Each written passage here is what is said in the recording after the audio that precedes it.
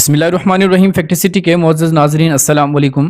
دوستو، اگر آپ کو اپنی ساری زندگی خاندان، دوستوں سے، حتیٰ کہ تمام انسانوں سے کٹ کر گزارنی پڑ جائے تو اس صورت میں آپ کا کیا رد عمل ہوگا؟ اور اگر اس تنہائی کے ساتھ قید بامشقت بھی ہو تو یقیناً انسان حواس کھو بیٹھے گا۔ یہ سب حضرت انسان کے ساتھ ہو تو وہ برداشت نہیں کر سکتا، مگر یہی سب کسی بے زبان جانور کے ساتھ ہو تو سوچئے اس مظلوم پر کیا گزرے گی۔ ریچھ کا بچہ پیدا ہوا اور اس ظالم سماج نے اسے اس کی قدرتی مسکن سے اٹھا کر ایک پنجرے کی نظر کر دیا۔ اب یہ پنجرہ ہی اس کی کل کائنات تھا۔ ایک تو یہ ظلم کہ وہ آزادی سے محروم ہوا، اوپر سے تنہائی کا یہ عالم کہ نہ صرف اپنی نسل کے باقی جانوروں سے بلکہ ہر طرح کی مخلوق سے الگ تھلگ رہنے پر مجبور کر دیا گیا۔ اگر اس کے ارد گرد کچھ تھا بھی تو وہ سفاک انسان تھے جو اس کی تمام تر محرومیوں کی وجہ تھے۔ خوش قسمتی سے جانوروں کو ریسکیو کرنے والی ایک ٹیم کو 2 سالہ ریچھ کے بچے کی تنہائی کا احساس ہوتا ہے اور انہوں نے فوری طور پر البانیہ کے ایک گاؤں روانہ ہو جانے کی ٹھان لی۔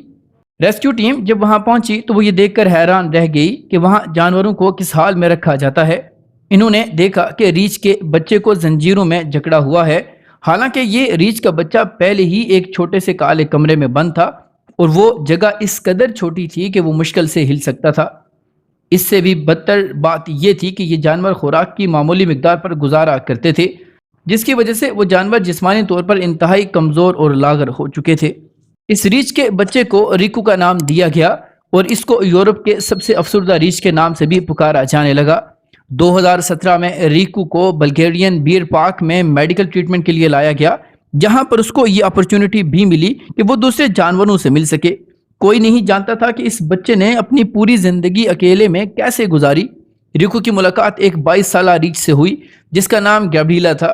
ریکو اور گیبریلا شروع میں ایک دوسرے سے دور رہتے، مگر وقت گزرنے کے ساتھ ساتھ وہ دونوں باڑ کی اطراف سے اپنی ناک ایک دوسرے سے ملاتے۔ گیبریلا کو بھی ابھی ہی ریسکیو کیا گیا تھا۔ جب ریسکیورز نے دیکھا کہ دونوں ریچھ ایک دوسرے سے کافی حد تک مانوس ہو چکے ہیں تو انہوں نے ان دونوں کے درمیان موجود باڑ کو ہٹا دیا۔ جب اس باڑ کو ہٹایا گیا تو دونوں ایک دوسرے کے ساتھ کھیلنے لگے۔ وہ ایک دوسرے کو ہگ کرتے اور ایک دوسرے کے ساتھ رہتے، جہاں جاتے ایک ساتھ جاتے اور جو کام کرتے دوسرا بھی وہی کام کرنے لگ جاتا۔ یوں ان ریچھوں کی تنہائی اور قید کی زندگی کو راحت اور سکون میں بدل دیا گیا۔